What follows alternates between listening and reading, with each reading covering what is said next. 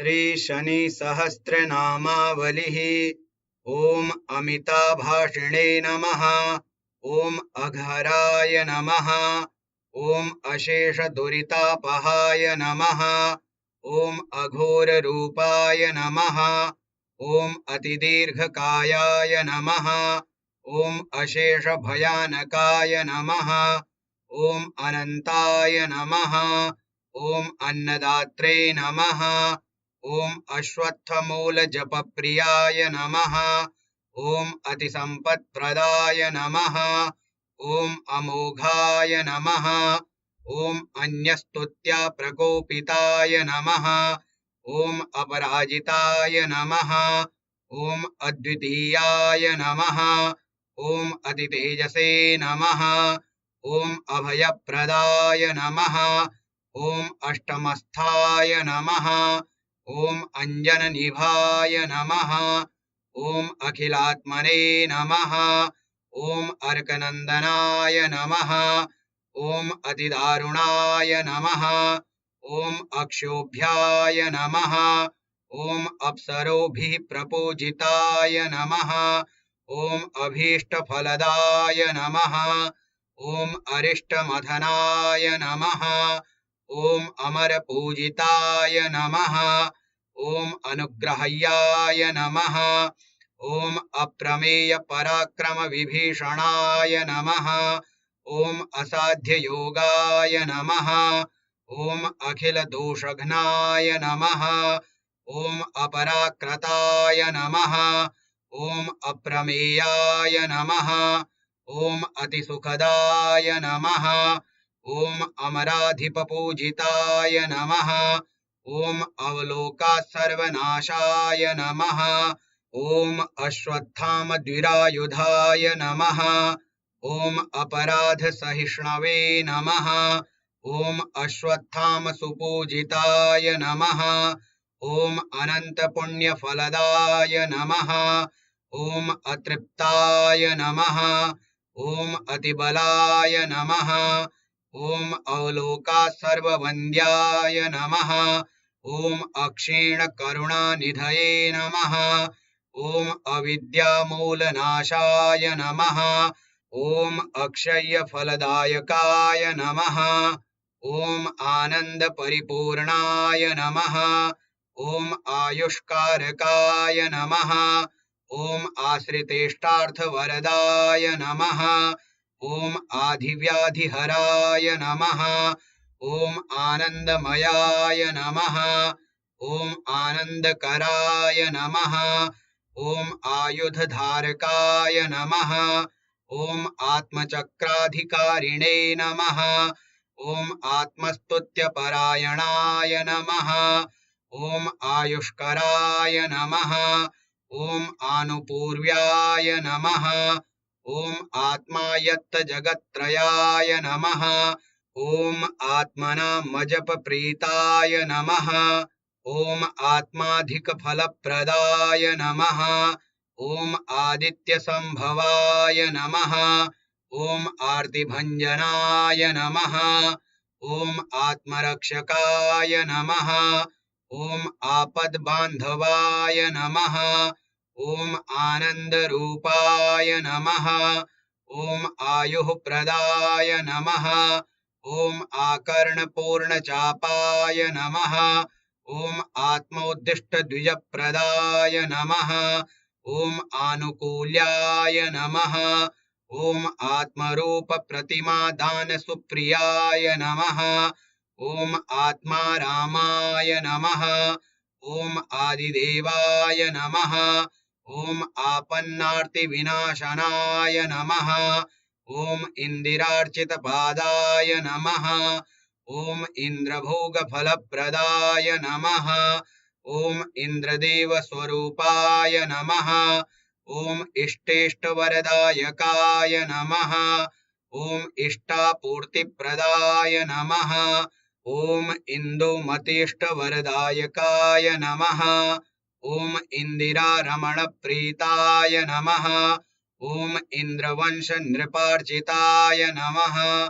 ओम इहामुत्रेष्टफलदाय नमः।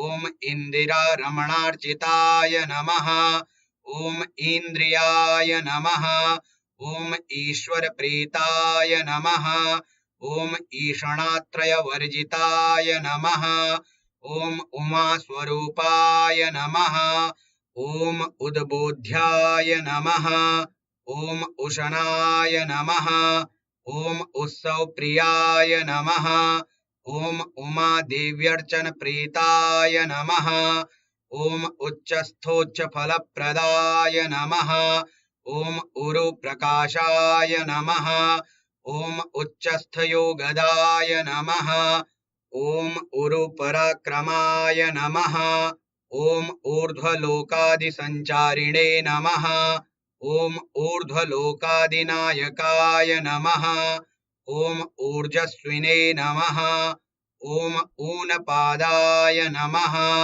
ॐ ऋकाराक्षरपूजिताय नमः ॐ ऋषिप्रोक्तपुराणज्ञाय नमः ॐ ऋषिभिः परिपूजिताय नमः ॐ ऋग्वेदवन्द्याय नमः ॐ ऋग्रूपिणे नमः ॐ ऋजुमार्गप्रवर्तकाय नमः ॐ लुलितोद्धारकाय नमः ॐ लूतभवपाशप्रभञ्जनाय नमः ॐ लोकाररूपकाय नमः ॐ लब्धधर्ममार्गप्रवर्तकाय नमः ॐ एकाधिपत्यसाम्राज्यप्रदाय नमः ॐ ऐनौघनाशनाय नमः ॐ एकपादे नमः ॐ एकस्मै नमः ॐ एकोनविंशतिमासभुक्तिदाय नमः ॐ एकोनविंशतिवर्षदशाय नमः ॐ एणाङ्कपूजिताय नमः ॐ ऐश्वर्यफलदाय नमः ॐ ऐन्द्राय नमः ॐ ऐरावतसुपूजिताय नमः ॐ ओङ्कारजपसुप्रीताय नमः ॐ ओङ्कारपरिपूजिताय नमः ॐ ओङ्कारबीजाय नमः ॐ औदार्यहस्ताय नमः ॐ औन्नत्यदायकाय नमः ॐ औदार्यगुणाय नमः ॐ औदार्यशीलाय नमः ॐ औषधकारकाय नमः ॐ करपङ्कजसन्नद्धधनुषे नमः ॐ करुणानिधये नमः ॐ कालाय नमः ॐ कठिनचित्ताय नमः ॐ कालमेघसमप्रभाय नमः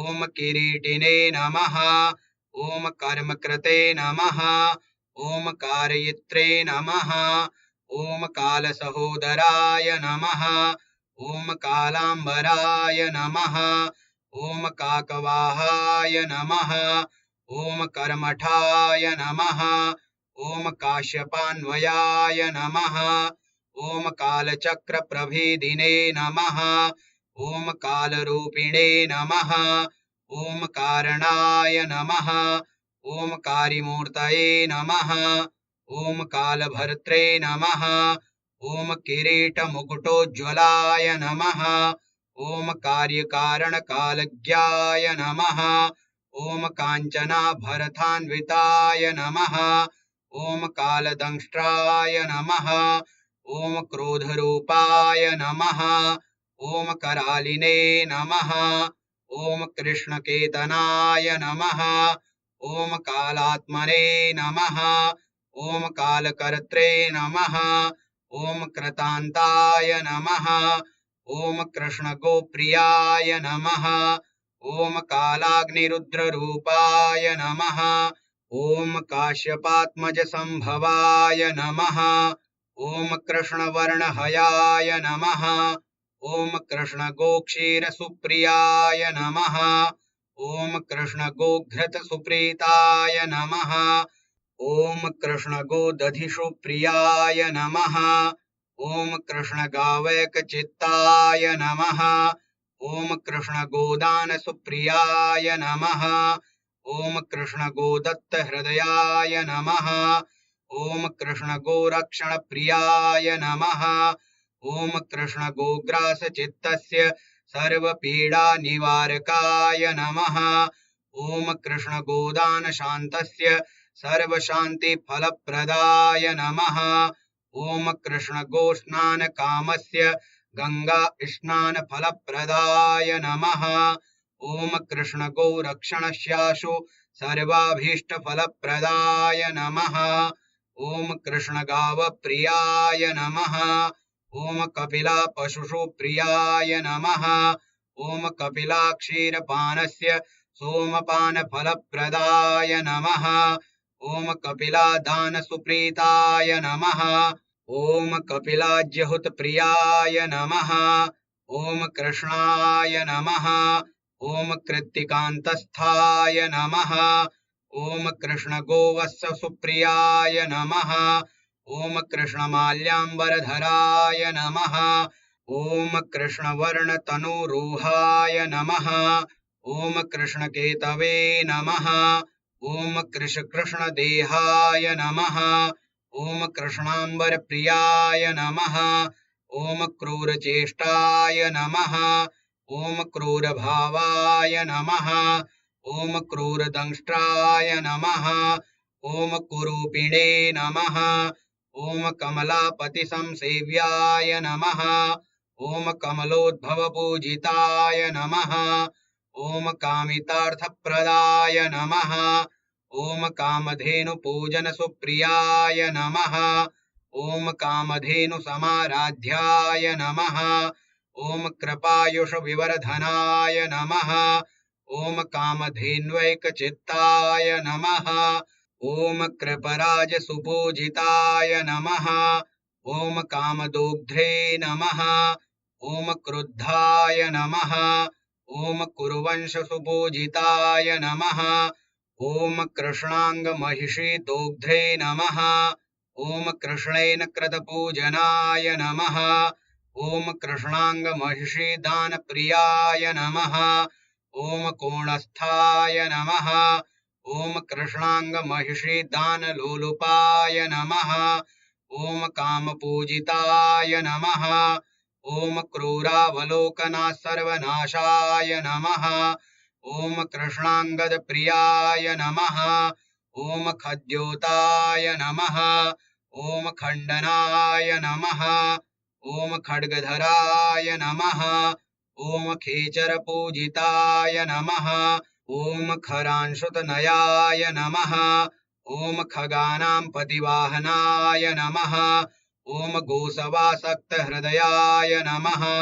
ॐ गोचरस्थानदोषहृते नमः। ॐ गृहराश्याधिपाय नमः।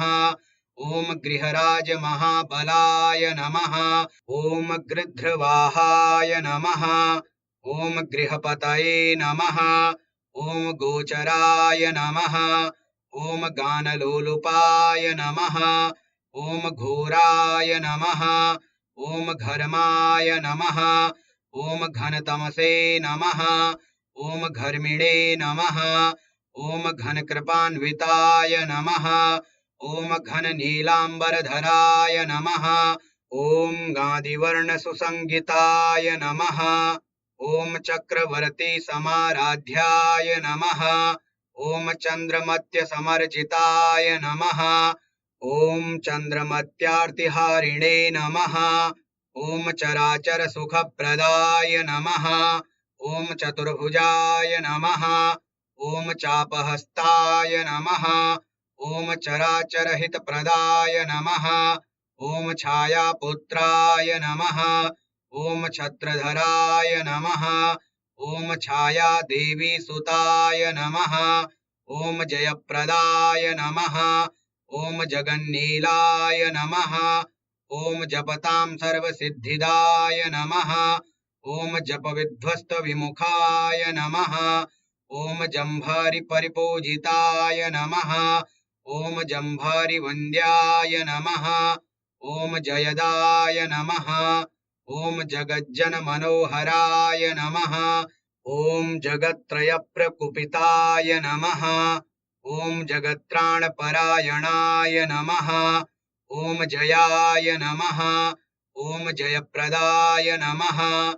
ॐ जगदानन्दकारकाय नमः ॐ ज्योतिषे नमः ॐ ज्योतिषां श्रेष्ठाय नमः ॐ ज्योतिः शास्त्रप्रवर्तकाय नमः ॐ झर्झरीकृतदेहाय नमः ॐ झल्लरीवाद्यसुप्रियाय नमः ॐ ज्ञानमूर्तये नमः ॐ ज्ञानगम्याय नमः ॐ ज्ञानिने नमः ॐ ज्ञानमहानिधये नमः ॐ ज्ञानप्रबोधकाय नमः ॐ ज्ञानदृष्ट्यावलोकिताय नमः ॐ टङ्किताखिललोकाय नमः ॐ टङ्कितैनस्तमोरवये नमः ॐ टङ्कारकारकाय नमः ॐ टङ्कृताय नमः ॐ टाम्भत्प्रियाय नमः ॐ ठकारमय सर्वस्वाय नमः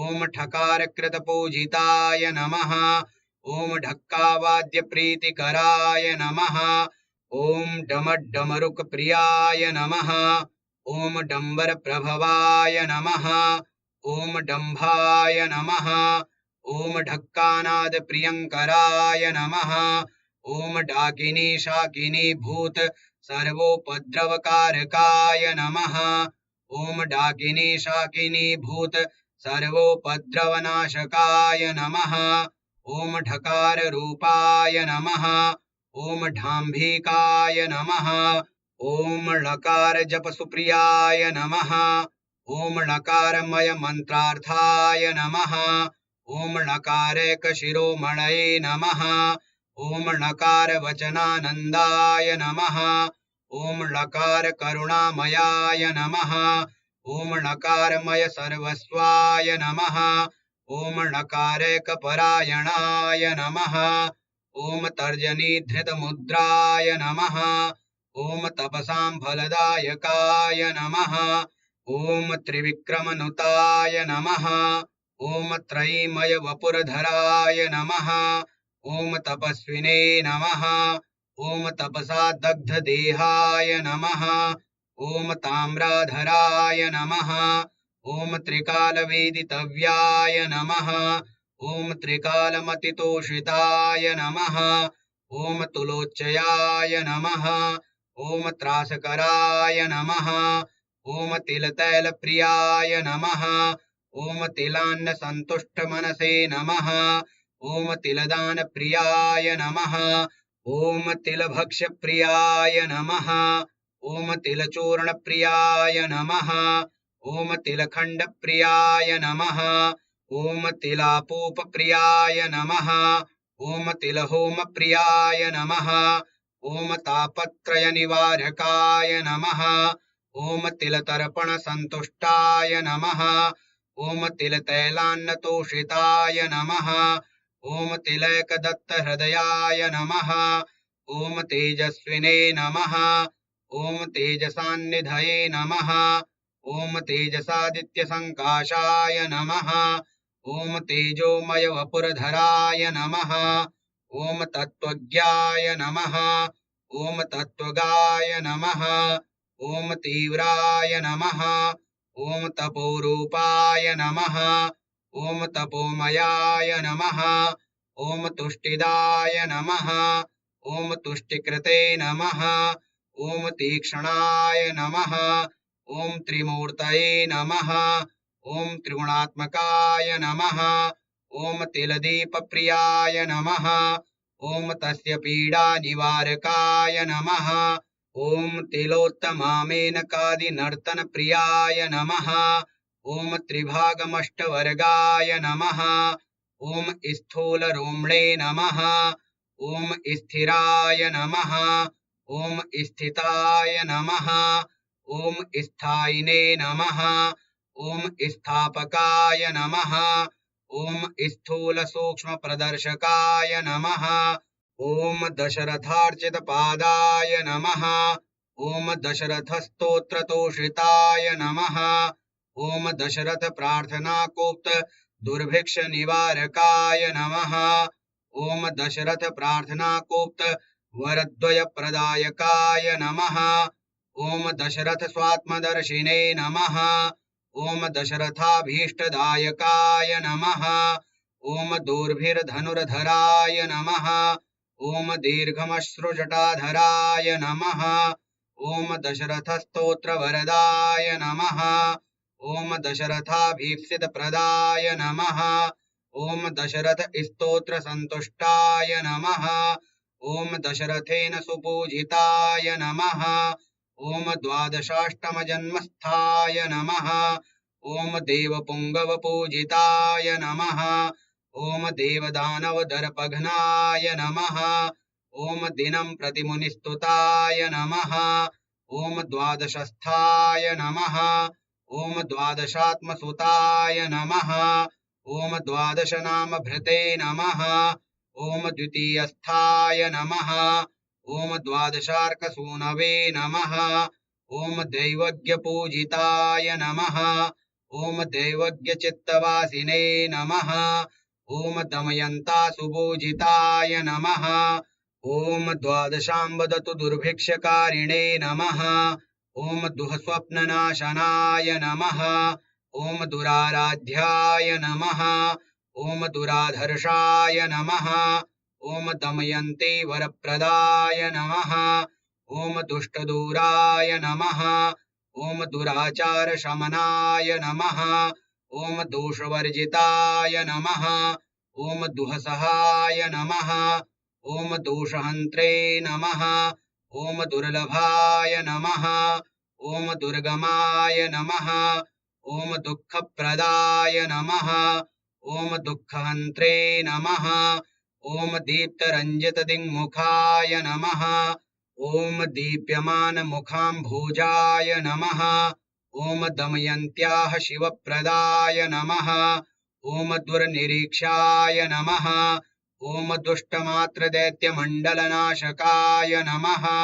ओम द्विजदानेकनिरताय नमः ओम द्विजाराधनतत्पराय नमः ओम द्विजसर्वार्तिहारिणे नमः ओम द्विजराजसमर्चिताय नमः ओम द्विजदानेकचित्ताय नमः ओम द्विजराजप्रियङ्कराय नमः ओम द्विजाय नमः ओम द्विजप्रियाय नमः ओम द्विजराजेष्टदायकाय नमः ओम द्विजरूपाय नमः ओम द्विजश्रेष्ठाय नमः ओम दोषदाय नमः ओम दुःसहाय नमः ओम देवादिदेवाय नमः ओम देवेशाय नमः ओम देवराजसुपूजिताय नमः ओम देवराजेष्टवरदाय नमः ओम देवराजप्रियङ्कराय नमः ओम देवादिवन्दिताय नमः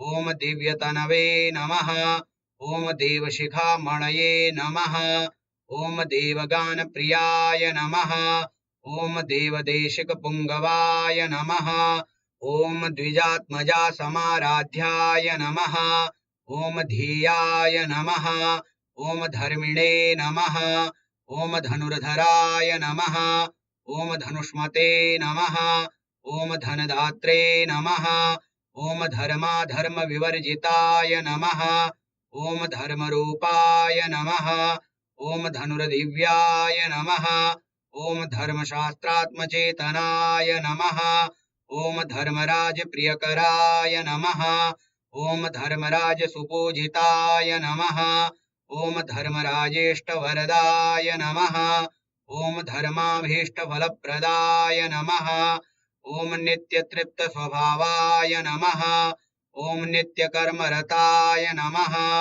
ओम निजपीडार्तिहारिणे नमः ओम निजभक्तेष्टदायकाय नमः ओम निर्मासदेहाय नमः ओम नीलाय नमः ओम निजस्तोत्रबहुप्रियाय नमः ओम नलस्तोत्रप्रियाय नमः ओम नलराजसुपूजिताय नमः ओम नक्षत्रमण्डलगताय नमः ओम नमतां प्रियकारकाय नमः ओम नित्यार्चितपदाम्भोजाय नमः ओम निजाज्ञापरिपालकाय नमः ओम नवग्रहवराय नमः ओम नीलवपुषे नमः ओम नलकरार्चिताय नमः ॐ नलप्रियानन्दिताय नमः ॐ नलक्षेत्रनिवासकाय नमः ॐ नलपाकप्रियाय नमः ॐ नलपदभञ्जनशमाय नमः ॐ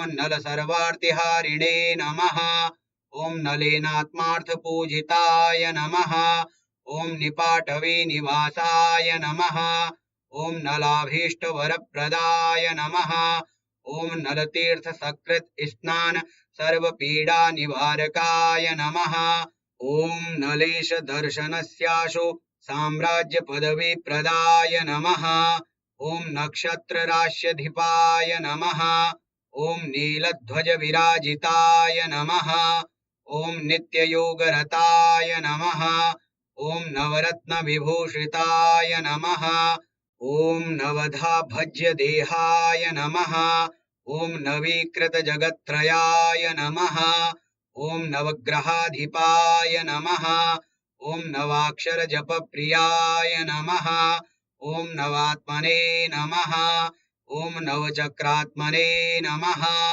ॐ नवतत्त्वाधिपाय नमः ॐ नवोदनप्रियाय नमः ॐ नवधान्यप्रियाय नमः ॐ निष्कण्टकाय नमः ॐ निस्पृहाय नमः ॐ निरपेक्षाय नमः ॐ निरामयाय नमः ॐ नागराजार्चितपदाय नमः ॐ नागराजप्रियङ्कराय नमः ॐ नागराजेष्टवरदाय नमः ॐ नानाभरणभूषिताय नमः ॐ नागेन्द्रगाननिरताय नमः ॐ नानाभरणभूषिताय नमः ॐ नवमित्रस्वरूपाय नमः ॐ नानाश्चर्यविधायकाय नमः ॐ नानाद्वीपाधिकर्त्रे नमः ॐ नानालिपिसमावृताय नमः ॐ नानारूपजगत्स्रष्टे नमः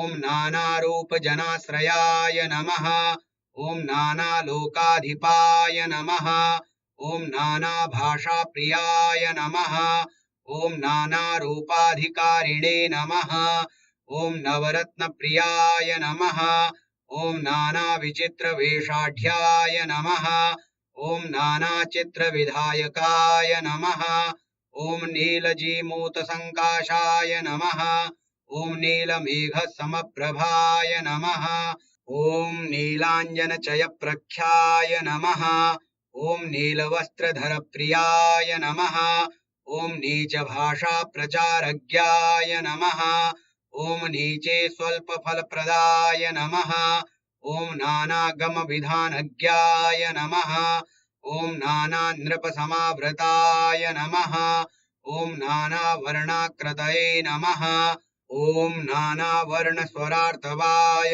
नमः ॐ नागलोकान्तवासिने नमः ॐ नक्षत्रत्रयसंयुताय नमः ॐ नभादिलोकसम्भूताय नमः ॐ नामस्तोत्रबहुप्रियाय नमः ॐ नामपारायणप्रीताय नमः ॐ नामार्चनवरप्रदाय नमः ॐ नामस्तोत्रैकचित्ताय नमः ॐ नानारोगार्तिभञ्जनाय नमः ॐ नवग्रहसमाराध्याय नमः ॐ नवग्रहभयापहाय नमः ॐ नवग्रहसुसम्पूज्याय नमः ॐ नानावेदसुरक्षकाय नमः ॐ नवग्रहाधिराजाय नमः ॐ नवग्रहजपप्रियाय नमः ॐ नवग्रहमयज्योतिषे नमः ॐ नवग्रहवरप्रदाय नमः ॐ नवग्रहाणामधिपाय नमः ॐ नवग्रहसुपीडिताय नमः ॐ नवग्रहाधीश्वराय नमः ॐ नवमाणिक्यशोभिताय नमः ॐ परमात्मने नमः ॐ परब्रह्मणे नमः ॐ परमैश्वर्यकारणाय नमः ॐ प्रपन्नभयहारिणे नमः ॐ प्रमत्तासुरशिक्षिकाय नमः ॐ प्रासहस्ताय नमः ॐ पङ्गुपादाय नमः ॐ प्रकाशात्मने नमः ॐ प्रतापवते नमः ॐ पावनाय नमः ॐ परिशुद्धात्मने नमः ॐ पुत्रपौत्रप्रवर्धनाय नमः ॐ प्रसन्नात् सर्वसुखदाय नमः ॐ प्रसन्नेक्षणाय नमः ॐ प्रजापत्याय नमः ॐ प्रियकराय नमः ॐ प्रणतेप्सितराज्यदाय नमः ॐ प्रजानां जीवहेतवे नमः ॐ प्राणिनां परिपालकाय नमः ॐ प्राणरूपिणे नमः ॐ प्राणधारिणे नमः ॐ प्रजानां हितकारकाय नमः ॐ प्राज्ञाय नमः ॐ प्रशान्ताय नमः ॐ प्रज्ञावते नमः ॐ प्रजारक्षणदीक्षिताय नमः ॐ प्रावृषिण्याय नमः ॐ प्राणकारिणे नमः ॐ प्रसन्नोत्सववन्दिताय नमः ॐ प्रज्ञानिवासहेतवे नमः ॐ पुरुषार्थैकसाधनाय नमः ॐ प्रजाकराय नमः ॐ प्रातिकूल्याय नमः ॐ पिङ्गलाक्षाय नमः ॐ प्रसन्नधिये नमः ॐ प्रपञ्चात्मने नमः ॐ प्रसवित्रे नमः ॐ पुराणपुरुषोत्तमाय नमः ॐ पुराणपुरुषाय नमः ॐ पुरुहुताय नमः ॐ प्रपञ्चधृते नमः ॐ प्रतिष्ठिताय नमः ॐ प्रीतिकराय नमः ॐ प्रियकारिणे नमः ॐ प्रियोजनाय नमः ॐ प्रीतिमते नमः ॐ प्रवरस्तुत्याय नमः ॐ पुरूरवसमर्जिताय नमः ॐ प्रपञ्चकारिणे नमः ॐ पुण्याय नमः ॐ पुरुहूतसमर्जिताय नमः ॐ पाण्डवादिसुसंसेव्याय नमः ॐ प्रणवाय नमः ॐ पुरुषार्थदाय नमः ॐ पयोदसमवर्णाय नमः ॐ पाण्डुपुत्रार्तिभञ्जनाय नमः ॐ पाण्डुपुत्रेष्टदात्रे नमः ॐ पाण्डवानां हितङ्कराय नमः ॐ पञ्चपाण्डवपुत्राणां सर्वाभीष्टफलप्रदाय नमः ॐ पञ्चपाण्डवपुत्राणां सर्वारिष्टनिवारकाय नमः ॐ पाण्डुपुत्राद्यर्चिताय नमः ॐ पूर्वजाय नमः ॐ प्रपञ्चभृते नमः ॐ परचक्रप्रभेदिने नमः ॐ पाण्डवेषु वरप्रदाय नमः ॐ परब्रह्मस्वरूपाय नमः ॐ पराज्ञापरिवर्जिताय नमः ॐ परात्पराय नमः ॐ पाशहन्त्रे नमः ॐ परमाणवे नमः ॐ प्रपञ्चकृते नमः ॐ पातङ्गिने नमः ॐ पुरुषाकाराय नमः ॐ परशम्भुसमुद्भवाय नमः ॐ प्रसन्नात् सर्वसुखदाय नमः ॐ प्रपञ्चोद्भवसम्भवाय नमः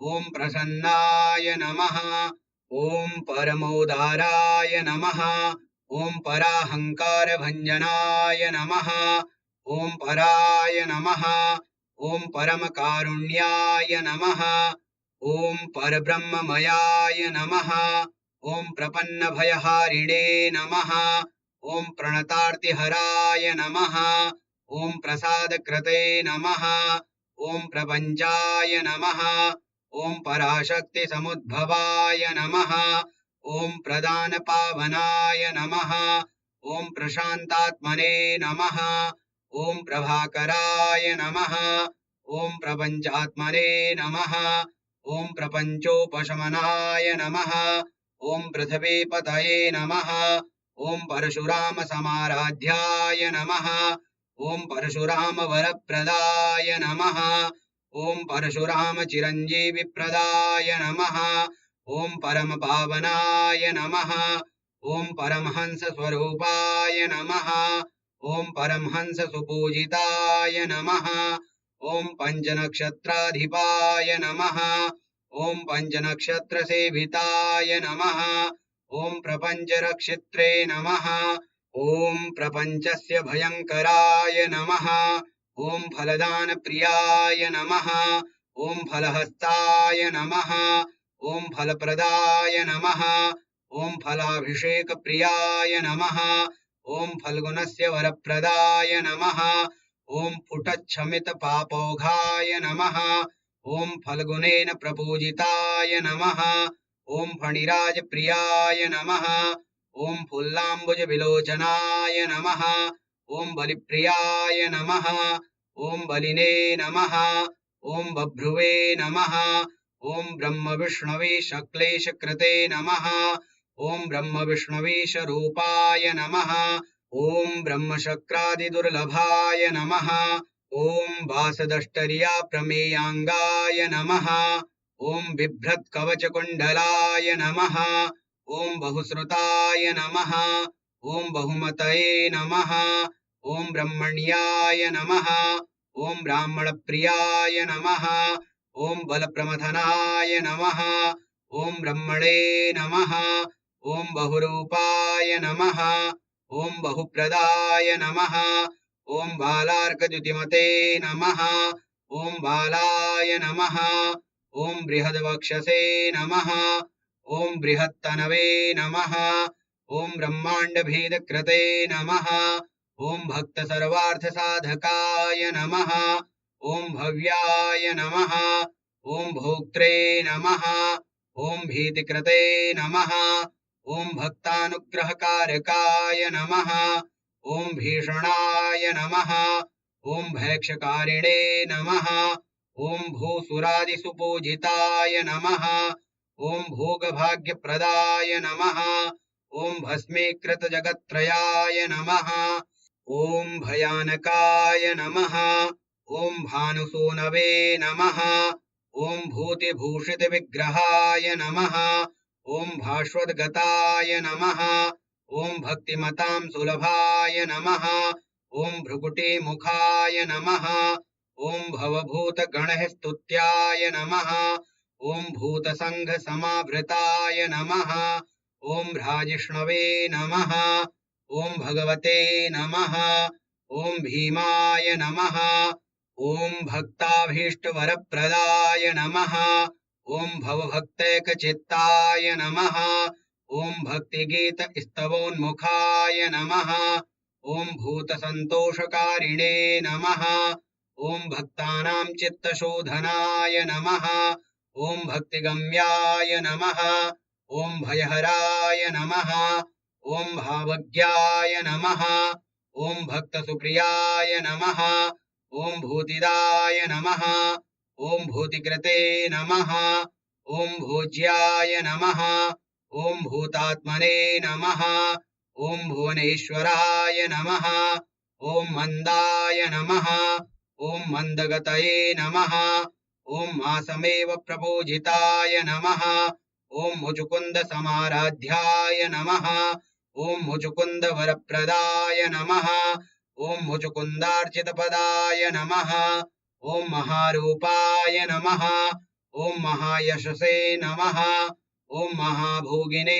नमः ॐ महायोगिने नमः ॐ महाकायाय नमः ॐ महाप्रभवे नमः ॐ महेशाय नमः ॐ महदैश्वर्याय नमः ॐ मन्दारकुसुमप्रियाय नमः ॐ महाक्रतवे नमः ॐ महामानिने नमः ॐ महाधीराय नमः ॐ महाजयाय नमः ॐ महावीराय नमः ॐ महाशान्ताय नमः ॐ मण्डलस्थाय नमः ॐ महाद्युतये नमः ॐ महासुताय नमः ॐ महोदाराय नमः ॐ महनीयाय नमः ॐ महोदयाय नमः ॐ मैथिली वरदायिने नमः ॐ मार्ताण्डस्य द्वितीयजाय नमः ॐ मैथिली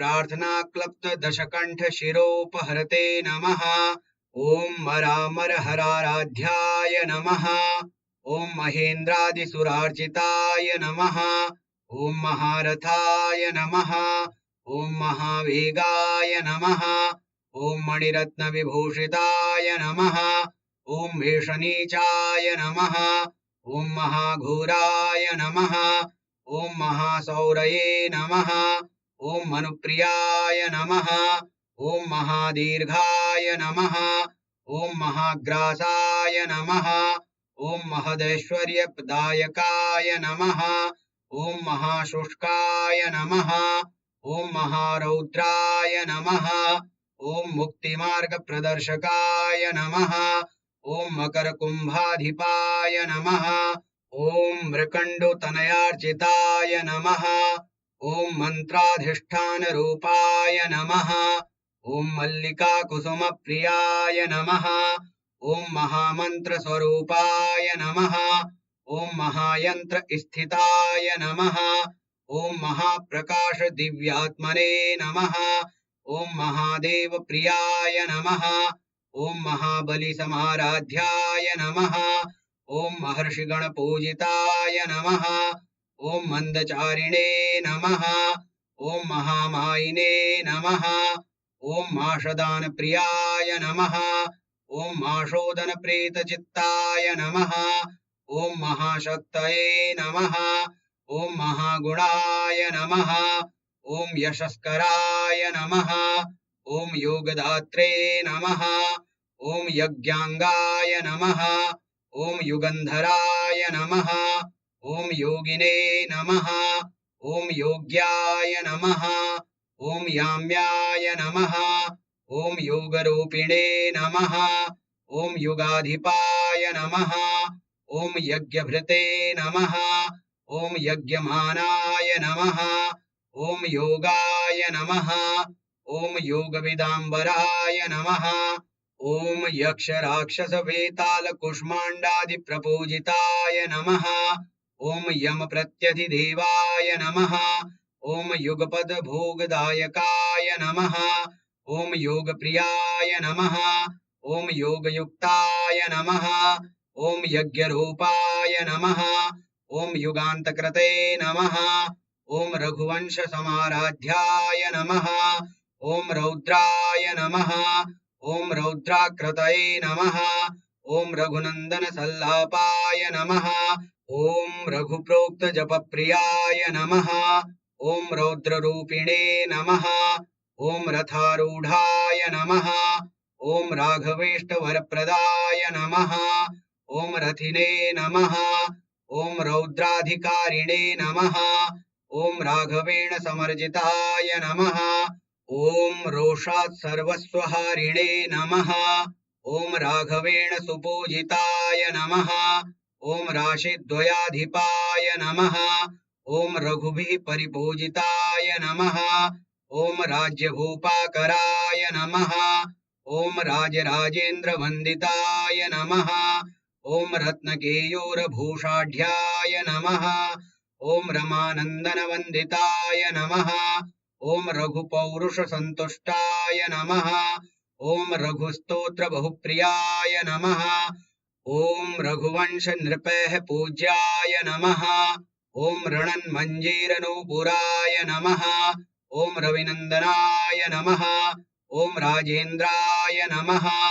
ॐ रघुवंशप्रियाय नमः ॐ लोहजप्रतिमादानप्रियाय नमः ॐ लावण्यविग्रहाय नमः ॐ लोकचूडामणये नमः ॐ लक्ष्मीवाणीस्तुतिप्रियाय नमः ॐ लोकरक्षाय नमः ॐ लोकशिक्षाय नमः ॐ लोकलोचनरञ्जिताय नमः ॐ लोकाध्यक्षाय नमः ॐ लोकवन्द्याय नमः ॐ लक्ष्मणाग्रजपूजिताय नमः ॐ वेदवेद्याय नमः ॐ वज्रदेहाय नमः ॐ वज्राङ्कुशधराय नमः ॐ विश्ववन्द्याय नमः ॐ विरूपाक्षाय नमः ॐ विमलाङ्गविराजिताय नमः ॐ विश्वस्थाय नमः ॐ वायसारूढाय नमः ॐ विशेषसुखकारकाय नमः ॐ विश्वरूपिणे नमः ॐ विश्वगोप्त्रे नमः ॐ विभावसुसुताय नमः ॐ विप्रप्रियाय नमः ॐ विप्ररूपाय नमः ॐ विप्राराधनतत्पराय नमः ॐ विशालनेत्राय नमः ॐ विशिखाय नमः ॐ विप्रदान बहुप्रियाय नमः ॐ विश्वसृष्टि समुद्भुताय नमः ॐ वैश्वानर समुद्यतये नमः ॐ विष्णवे नमः ॐ विरिञ्चये नमः ॐ विश्वेशाय नमः ॐ विश्वकर्त्रे नमः ॐ विशाम्बतये नमः ॐ विराडाधार चक्रस्थाय नमः ॐ विश्वभुजे नमः ॐ विश्वभावनाय नमः ॐ विश्वव्यापार हेतवे नमः ॐ वक्रक्रूर विवर्जिताय नमः ॐ विश्वोद्भवाय नमः ॐ विश्वकर्मणे नमः ॐ विश्वसृष्टिविनायकाय नमः ॐ विश्वमूलनिवासिने नमः ॐ विश्वचित्रविधायकाय नमः ॐ विश्वाधारविलासिने नमः ॐ व्यासेन कृतपूजिताय नमः ॐ विभीषणेष्टवरदाय नमः ॐ वाञ्छितार्थप्रदायकाय नमः ॐ विभीषणसमाराध्याय नमः ॐ विशेषसुखदायकाय नमः ॐ विषमव्ययाष्टजन्मस्थोऽप्येकादशफलप्रदाय नमः ॐ वासवात्मजसुप्रीताय नमः ॐ वसुदाय नमः ॐ वासवार्जिताय नमः ॐ विश्वत्राणैकनिरताय नमः ॐ वाङ्मनोतीतविग्रहाय नमः ॐ विराणमन्दिरमूलस्थाय नमः ॐ बलिमुखसुखप्रदाय नमः ॐ विपाशाय नमः ॐ विगतातङ्काय नमः ॐ विकल्पपरिवर्जिताय नमः ॐ वरिष्ठाय नमः ॐ वरदाय नमः ॐ वन्द्याय नमः ॐ विचित्राङ्गाय नमः ॐ विरोचनाय नमः ॐ शुष्कोदराय नमः ॐ शुक्लवपुषे नमः ॐ शान्तरूपिणे नमः ॐ शनैश्चराय नमः ॐ शूलिने नमः ॐ शरण्याय नमः ॐ शान्ताय नमः ॐ शिवायाम प्रियङ्कराय नमः ॐ शिवभक्तिमतां श्रेष्ठाय नमः ॐ शूलपाणये नमः ॐ शुचिप्रियाय नमः ॐ श्रुतिस्मृतिप्राणज्ञाय नमः ॐ श्रुतिजालप्रबोधकाय नमः ॐ श्रुतिपारकसम्पूज्याय नमः ॐ श्रुतिश्रवणलोलुपाय नमः ॐ श्रुत्यन्तर्गतमर्मज्ञाय नमः ॐ श्रुत्येष्टवरदायकाय नमः ॐ श्रुतिरूपाय नमः ॐ श्रुतिप्रीताय नमः ॐ श्रुतिप्सितफलप्रदाय नमः ॐ शुचिश्रुताय नमः ॐ शान्तमूर्तये नमः ॐ श्रुतिश्रवणकीर्तनाय नमः ॐ शमीमूलनिवासिने नमः ॐ शमीकृतफलप्रदाय नमः ॐ शमीकृतमहाघोराय नमः ॐ शरणागतवत्सलाय नमः ॐ शमीतरुस्वरूपाय नमः ॐ शिवमन्त्रज्ञमुक्तिदाय नमः ॐ शिवागमैकनिलयाय नमः ॐ शिवमन्त्रजपप्रियाय नमः ॐ शमीपत्रप्रियाय नमः ॐ शमीपर्णसमर्जिताय नमः ॐ शतोपनिषदस्तुत्याय नमः ॐ शान्त्यादिगुणभूषिताय नमः ॐ शान्त्यादिषड्गुणोपेताय नमः ॐ शङ्खवाद्यप्रियाय नमः ॐ श्यामरक्तसितज्योतिषे नमः ॐ शुद्धपञ्चाक्षरप्रियाय नमः ॐ श्रीहालास्यक्षेत्रवासिने नमः ॐ श्रीमते नमः ॐ शक्तिधराय नमः ॐ षोडशद्वयसम्पूर्णलक्षणाय नमः ॐ षण्मुखप्रियाय नमः ॐ षड्गुणैश्वर्यसंयुक्ताय नमः ॐ षडङ्गावरणोज्ज्वलाय नमः ॐ षडक्षरस्वरूपाय नमः ॐ षड्चक्रोपरि संस्थिताय नमः ॐ षोडशिने नमः ॐ षोडशान्ताय नमः ॐ षट्शक्तिव्यक्तमूर्तिमते नमः ॐ षड्भावरहिताय नमः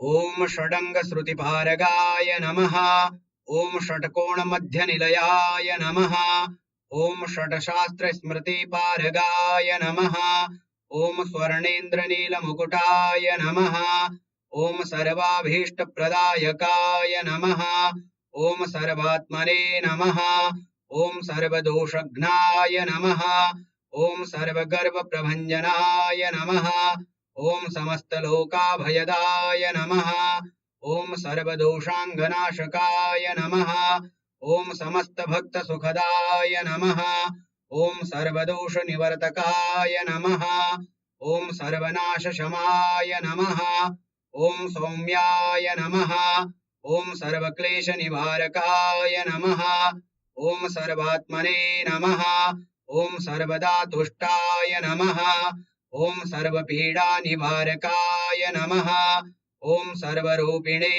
नमः ॐ सर्वकर्मणे नमः ॐ सर्वज्ञाय नमः ॐ सर्वकारकाय नमः ॐ सुकृते नमः ॐ सुलभाय नमः ॐ सर्वाभीष्टफलप्रदाय नमः ॐ सूर्यात्मजाय नमः ॐ सदातुष्टाय नमः ॐ सूर्यवंशप्रदीपनाय नमः ॐ सप्तद्वीपाधिपाय नमः ॐ सुरासुरभयङ्कराय नमः ॐ सर्वसंक्षोभहारिणे नमः ॐ सर्वलोकहितङ्कराय नमः ॐ सर्वौदार्यस्वभावाय नमः ॐ सन्तोषात् सकलेष्टदाय नमः ॐ समस्तऋषिभिस्तुत्याय नमः ॐ समस्तगणपावृताय नमः ॐ समस्तगणसंसेव्याय नमः ॐ सर्वारिष्टविनाशनाय नमः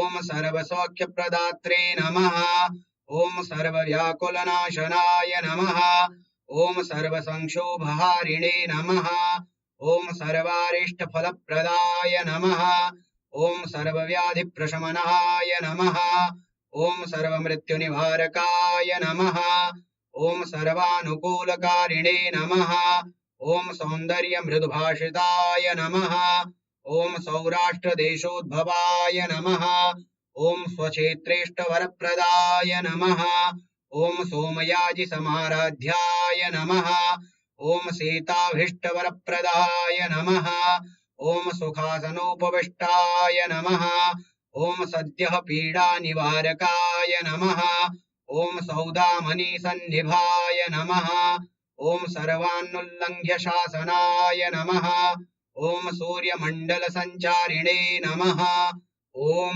संहारास्त्रनियोजिताय नमः ॐ सर्वलोकक्षयकराय नमः ॐ सर्वारिष्टविधायकाय नमः ॐ सर्वव्याकुलकारिणे नमः ॐ सहस्रजपसुप्रियाय नमः ॐ सुखासनोपविष्टाय नमः ॐ संहारास्त्रप्रदर्शिताय नमः ॐ सर्वालङ्कारसंयुक्त कृष्णगोदानसुप्रियाय नमः ॐ सुप्रसन्नाय नमः ॐ सुरश्रेष्ठाय नमः ॐ सुघोषाय नमः ॐ सुखदाय नमः ॐ सुहृदे नमः ॐ सिद्धार्थाय नमः ॐ सिद्धसङ्कल्पाय नमः ॐ सर्वज्ञाय नमः ॐ सर्वदाय नमः ॐ सुखिने नमः ॐ सुग्रीवाय नमः ॐ सुधृतये नमः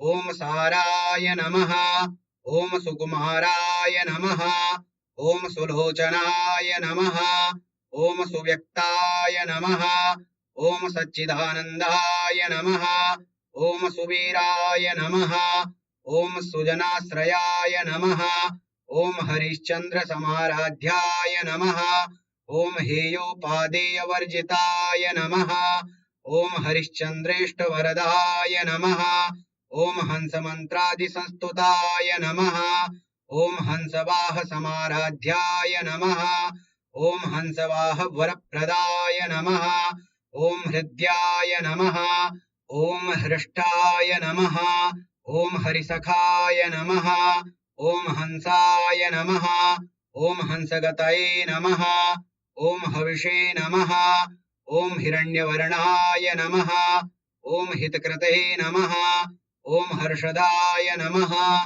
ॐ हेमभूषणाय नमः ॐ हविर्होत्रे नमः ॐ हंसगतये नमः ओम हंसमन्त्रादिसंस्तुताय नमः। ओम हनुमदर्चितपदाय नमः। ओम हलधृत्पूजिताय नमः। ओम क्षेमदाय नमः। ओम क्षेमकृते नमः। श्री शनैश्चर सहस्रनामावलिः सम्पूर्णम्। ओम शं शनैश्चराय नमः।